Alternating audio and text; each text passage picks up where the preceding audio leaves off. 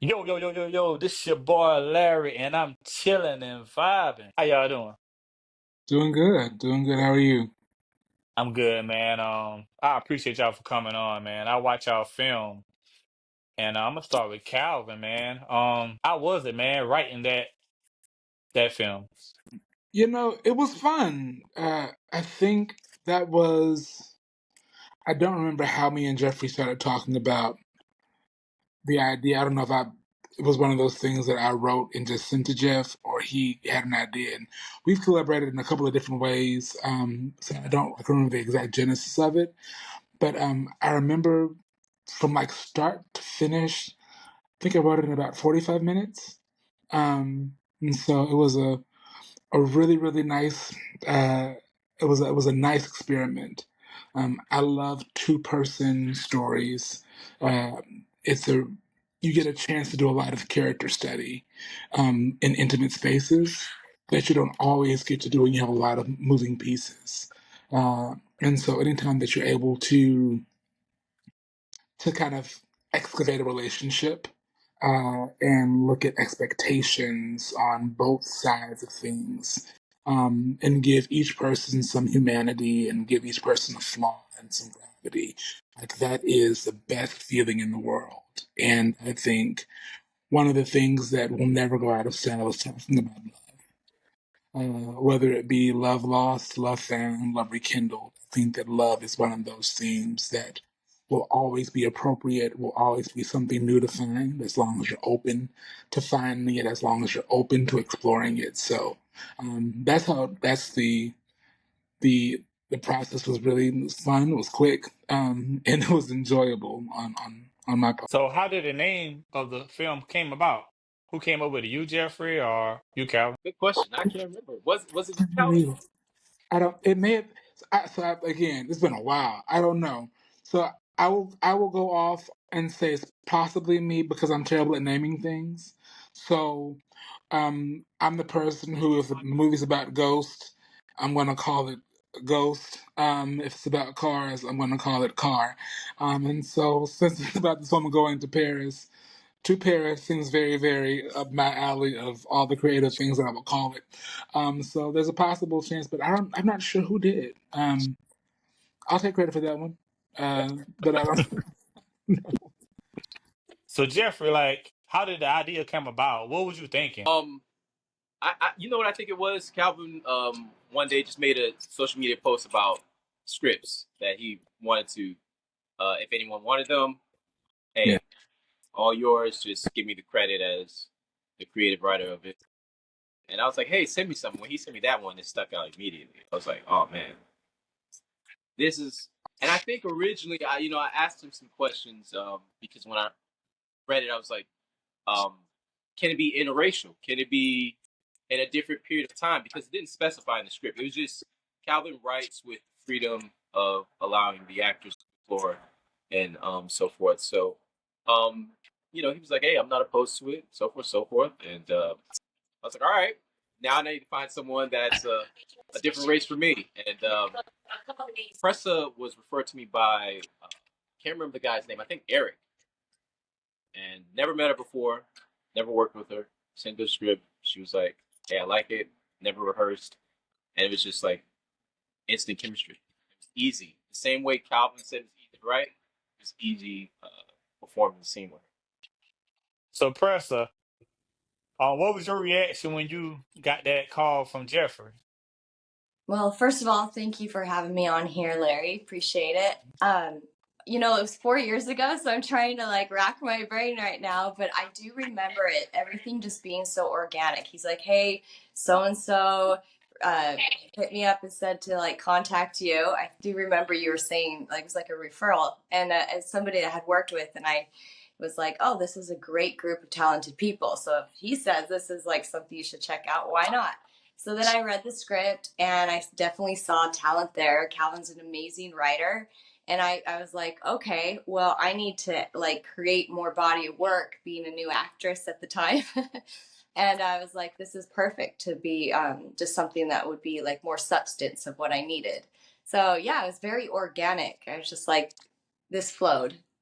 Yeah, when I watched it, and I saw, like how Calvin had came in and like he was trying to show affection, and you was like, man, nah, you ain't changed. But it was dope, man. I had like it. I had like it. Thank you. So like, what was your favorite part, Preston? Of the script. I Yeah. think there was like a specific line. It's like you can't hang your life on somebody else. And the part where she's like, people are fickle, it just really resonated with me, especially when, like, in the past relationships that I've had, or even, I'm currently in a relationship. It's just so important to be your own person. Even in my wedding vows with my own marriage, we like specified that we each were two different people coming together, that we would continue to be two different people. So Hmm. there's something about that just really resonated. I wanted to like pinpoint that specifically. How about you, Jeffrey? What strip? What moment in the strip you realized like, man, that right there hit me. I that was one great line that Pressa mentioned. At the end, when I asked her about the pie, and she tells me what the pie was really for, and then it was like, dang, I blew it. I blew the only chance that I had at trying to make this work, and now I have to go out onto the world and live with that regret. So, the ending, and you read it and then you see it performed, and Pressa in that moment, she was like super focused, right? Like, it was like she was by the door and she was. I can tell she was like emotional recalling for a moment, and she said the line and she had the tear fall down. It was, and then she looked out the window, out the door, and it was almost like I'm okay with the decision I just made. It was beautiful. Yeah. So I mean, but it always could be another part. Now you can always go to Paris and find her. You know, I've had that conversation with Calvin. Yes. I've had that conversation. I leave it alone now, but I've said to him, I can't write it. It's Calvin's writing. It's Calvin's vision. So, but as a writer, I understand. Something has to move you. You have to be in that space to say, "Hey, I can write it," and you just don't want to write something that doesn't feel organic, that doesn't feel real. But I've had that conversation. I left it alone, and then so many years later, within the last couple of months, it just blew up on YouTube. Yeah. So, I but I mean, haven't had that conversation anymore. I just left it alone. Yes. Yes. so Calvin, what you thinking, Calvin? After seeing how much success it done got in the last couple of months. It's. I want to say this first. Jeffrey Crichton is one of the best people that you could know. Um, period. Uh, when I was going through, like, I was literally giving away a lot of stuff at the time, because I just didn't feel like, career wise, there was anything for me to do. I felt like I had nothing else to give.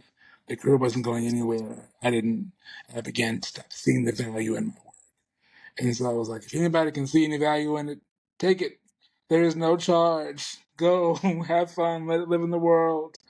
And Jeffrey, he took three of my scripts and produced it with his team there in Miami. And what that gave me, and I've told you this, brother, what that gave me was a sense of confidence in a time that I really felt like I wanted to stop writing. And so I will forever love and respect him for that. Um, what I can't pinpoint a moment in the script for me that is like the most special for me. I think that it really is around the conversation of when Jeffrey talks about this job that he finds in construction. And she says, "Well, do you like construction?" He's like, "Nothing's wrong with it." It's like, I'm not saying anything's wrong with it, but do you like it? Like, what do you want to do? I think that's the heart of the piece. Is these? I think sometimes we get in relationships and we want some people want the person, and some people want the person, but they want the person to want themselves first, right? And so I can't be your life. I don't want to be your life. I want to be your partner. And if you're looking at me to be your life, then that's going to suffocate me. So I need you to find something that brings you joy, and then let me partner with you in helping, your joy come to fruition. And you help my joy to come to fruition. But if you're spending your whole life investing everything in me and expecting me to do the same, I don't have it. Um, I have dreams and ambitions that are outside of you. I need you to have dreams and ambitions outside of me, not because I don't love you, but because I do love you. And loving you means that I want to see you blossom in the fullness of who you are, not just as my lover, but as a person, right? Because the richer you are as a person, the deeper your love for me will be. I think that sometimes as artists, when we go into the world and when we start our craft, you can always tell when a young artist hasn't lived life, because they have nothing to pull from. They've not seen anything. They've not, been through any heartbreak or any real joy. And so they tend to play the superficial, play the thing that they feel is the emotion, but not play the truth of it because they don't have enough truth in their reserve to really have this expansive experience as an artist. And I feel the same way about partnerships and lovers. If you don't go into the world and find something and do something and love something, when you come back to me, you will love me in the way that you feel like a Hallmark movie says you should love me, but you have nothing to bring to the table outside of maybe eroticism, maybe lust, maybe affection, maybe something superficial, but nothing of depth. And I love that this piece shows a man who does love this woman and a woman who loves this man, but she needs him to love himself before she can allow him to love her again. And so there's a chance that he does go to Paris. Um, but there's a chance that he goes to Paris with somebody else. And there's a chance that whenever he goes to Paris with somebody else, she's there with somebody else. And there's no bad blood because they understand that they loved each other for a period and they loved each other for a reason. And whatever that love was supposed to do, it did. And I feel like that is something that we don't wrestle with enough. The idea that I can love someone for a reason and a season and it not be forever and I not be bitter because whatever you gave me is so substantial, it's so beautiful, it's so it's so deep and so rich that I'll keep it forever, even though I don't keep you forever. That right there. Boy, you spoke some words right there, because I just not had a bad relationship. And like when you said some people come in your life for a season, I felt she did that. She cheated on me. I found out. And it hurt at first. It really hurt because I really cared about her. But Yeah, as I got over, I realized she wasn't the one for me. yeah, And that's how this podcast came about because, going through that pain, I had need somebody to talk to. I need an outlet. And talking to other people, it brought me joy. And now we just chilling and vibing. yeah. I do want to say though, what Calvin basically summed that up in meaning is maybe it's good to leave things when you ask that question. Yeah. Yeah, I love that interpretation and that viewpoint, but I do remember when we first posted it 4 years ago, everyone's like, Greta be tripping. Like, she's just like, what's wrong with you, Pressa? Like, why is Greta tripping? And I was like, It you was gotta a look lot of that. past that. The depth, there's a reason there. Mhm. it is. But like, cause I think the funny thing is, Pressa, and we've never got to meet before, so this is wonderful being able to speak to you. Um, why I loved Greta is because there are so many. I have a lot of. Most of my best friends are women, um, and I've seen them in relationships with men, and I've seen them ask questions, and their partners are just like, "What would you question me?" And they're like, "I'm just, it's just a question. I'm not tripping. I'm not gaslighting. I'm not doing any of the words. I'm just asking you a question." And I think that so many times in spaces like this, we look at Greta and we say, he really trying, sis. And she's like, I can see that he's trying, but he hasn't gotten it yet. And so am I going to put myself on hold for some man to try for the rest of my life and never ever find out who he is? Yeah. And I feel like we've got to create space in narrative for women to be able to say, nah, I'm good. And they not be deemed as, the bitch or, the mean woman or the nasty woman, as some politicians like to say. But they are women who understand what they want. And they're giving you an opportunity to meet the moment, to meet the occasion, to rise into yourself. And if you choose not to, no, I'm not going to sit around and hold your hand, as you are mediocre and you do. Oh, you want to do things? Yay! You hate your job. You hate your job and you're miserable. You come home and you're miserable, and I got to deal with your misery because you've not found yourself.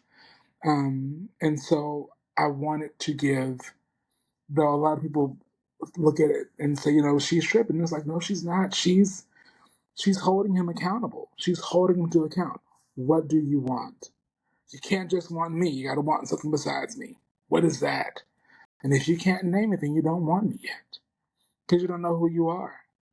And so I think that we've got to start making women characters that are decisive and then not judging them for choosing themselves because their partner wasn't ready to rise to the occasion. Yeah, that's true. I mean, because I know people now this day, married, but they're not happy. And they with the person because, and they still waiting. But maybe he gonna change, just give it some time.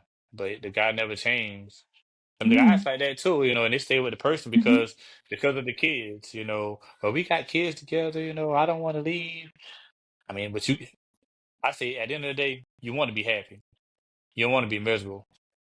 Yeah, and you Yeah. want your kids to be happy. You know what I'm That's true. saying? Like if the family is like the soil for children, if the soil is hard and rocky, then what do you expect the seeds are going to do? They can't Yeah. grow. And the idea of perfection and what the proper familial structure looks like, if you're trying to uphold something that isn't real, your kids will know. Like, kids aren't dumb. Kids are like, oh, you don't like each other, do you? Yes, we do. No, we don't. But we're still together for you. And it's like, please don't. Don't stay together for us. You guys are terrible for each other. Like being able to, like Greta, being able to question it and say, nah, it's not going to work. And it doesn't mean that you don't love the person. It's just not going to work. I'm sorry, Jeff, what are you saying? No, I'm saying Greta got out early. She didn't let the false promises keep her there. Yeah. And that's funny when the press was saying that people were saying that they were. I think that's kind of like a societal norm. Keep giving someone a Hmm. chance that says that they're going to do better, but the action doesn't support what they're saying. Yeah. And And it goes Greta, both ways. For the woman too, you have to be your own person. Have to. Yeah. What you about to say, Press? What's that? I thought you were about to say something. Oh, I was just confirming that it goes both ways. But, like women, we give all, and it's kind of expected as society to give all to our partner, give all to our children. But then at the end of the day, a lot of times they end up feeling unfulfilled because they didn't give anything back to themselves. So even when it doesn't even come to just like a partner relationship, it comes to the parts of it that you really have to be your own person. And I think that's where she was coming from. It's like, well, what is it that you actually want? And if he does come to Paris, that's great, but he's got to be his own man. I think Hmm. that might be might be one of the points. If he comes there to just be with her, that's not what she was asking for. Yeah. Yeah. I think he gonna make his way to Paris, but he gonna find out that things still not gonna work out. I mean, I'm just putting it out there, things might do work out. I don't know, Calvin. Maybe No. if we get 1 million, Calvin might say, "Oh, maybe I will write it." Maybe. Hey, listen, if there's a generous soul that has $1 million, I surely will. Um, I surely will. But yeah, I don't know. I think that I don't know. I love the fact that it happened before lockdown. Yeah, Mhm. Um, because I feel like it kind of typifies what so many people went through in their relationships during COVID. It was just like, I don't know you, do I? I'm in this house and I really don't know you. And they were figuring out that they did not know themselves. And there was so much divorce and breakup and during that time. And I think it was under the guise of people realizing that the person who I thought I knew, I really didn't know, and they didn't know themselves. And spending that kind of time together really removes all of the patina around what the love is, and it's just like, this is you. Who knew? Um, because oftentimes we're spending our lives together, but like we're spending our nights and our weekends together. In all honesty, right? We're spending after work together until we go to sleep, and then weekends for like days. Nobody spends days together.